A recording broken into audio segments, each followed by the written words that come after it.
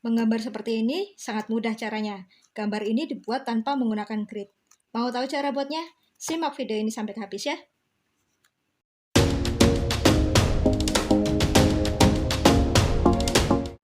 Halo semua, saya Niken. Video ini adalah part kedua dari seri mengaplikasikan metode Loomis untuk menggambar potret dengan menggunakan foto referensi. Kalian sudah nonton part yang pertama kan? Kalau belum, silahkan klik di pojok kanan atas ya. Seperti yang sudah saya tunjukkan tadi, saya menggambar wajah dan kepala dari posisi tampak samping. Ingin tahu prosesnya? Simak terus yuk. Let's go! Teman-teman, saya menggunakan foto ini sebagai referensi. Di foto ini bisa kita lihat bahwa pengambilan gambarnya tidak benar-benar dari samping. Bisa dilihat dari rambut alis, sebelah kanan model yang kita miliki ini masih sedikit terlihat. Dan juga di bagian filtrumnya. Kalau dilihat dari dekat, ini akan masih terlihat dari bagian depannya. Mungkin sudut pengambilan dari kameranya agak ke arah depannya.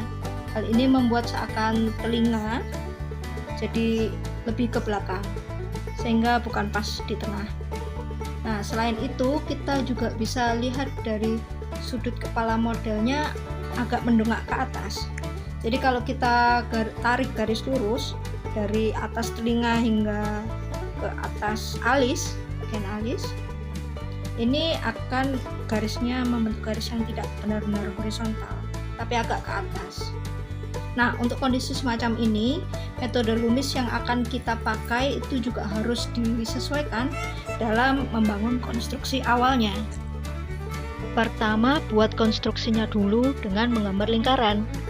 Karena sudut pengambilan gambar foto ini agak ke depan, menyebabkan posisi telinga jadi terlihat seolah-olah lebih ke arah belakang, dan juga posisi kepala mendongak ke atas. Untuk menyesuaikannya, garis perpotongan vertikal dan horizontal saya buat agak ke belakang, dan juga dengan sudut agak miring ke atas. Setelah itu bagi garis vertikal menjadi 6 bagian.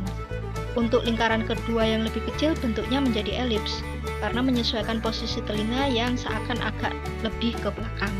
Kemudian tentukan tinggi dagu, yaitu 2 kali tinggi hidung. Setelah itu mulai gambar konstruksi hidung dan mulut.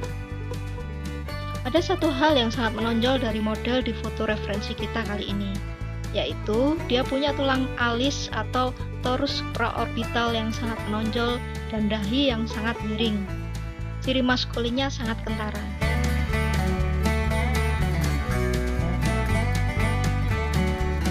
Kemudian setelah itu gambar telinga dan mulai gambar detail alis, juga bentuk mata.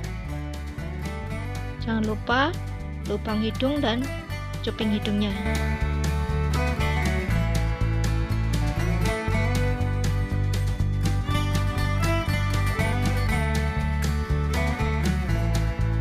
Kemudian gambar juga bibirnya.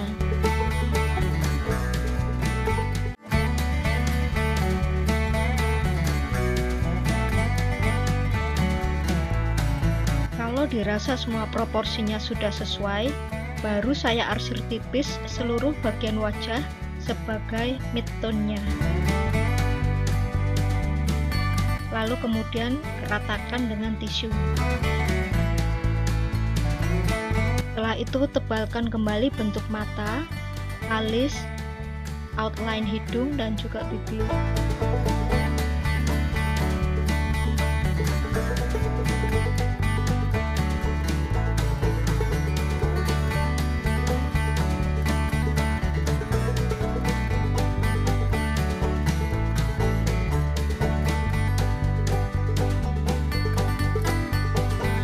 Area core shadow pada foto referensi ini ada di bagian belakang kepala dan leher, juga di daerah bawah dagu dan rahang bawah. Selain itu juga daerah cekungan di lipatan daun telinga juga pasti tidak terkena cahaya.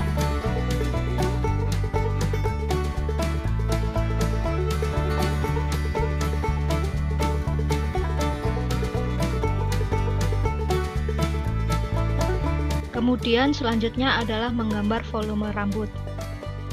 Area yang lebih gelap dari midtone tapi tidak segelap core shadow diarsir ulang dan diratakan dengan menggunakan blending stamp. Oh ya, untuk gambar kali ini rupanya saya tidak memerlukan terlalu banyak pensil, hanya pensil 2B dan 4B saja. Sebenarnya berapa banyak jenis pensil yang digunakan untuk menghasilkan satu karya gambar itu buat saya sangat tergantung dari kondisi ya teman-teman. Tidak ada patokan harus pakai berapa jenis pensil atau pakai pensil dengan rentang berapa B sampai berapa B, nggak harus begitu, fleksibel saja, sesuai dengan kebutuhan atau kadang sesuai mood. Kadang kalau saya sudah nyaman pakai satu pensil tertentu, ya bisa lupa untuk ganti pensil. Apalagi kalau di referensinya memang tidak terlalu banyak range value-nya. Gimana kalau kalian? Biasanya kalau menggambar menggunakan beberapa jenis pensil? Komen di bawah ya.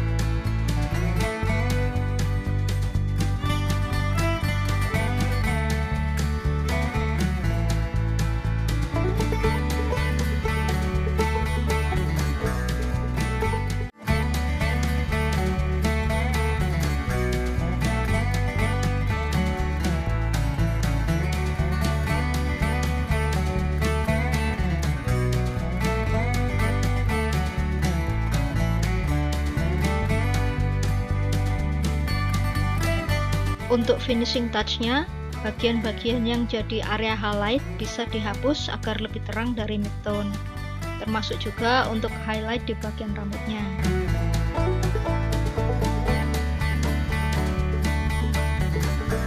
Nah, gitu aja. Semoga bermanfaat ya. Jangan lupa like, share, dan subscribe ya teman-teman. Sampai jumpa.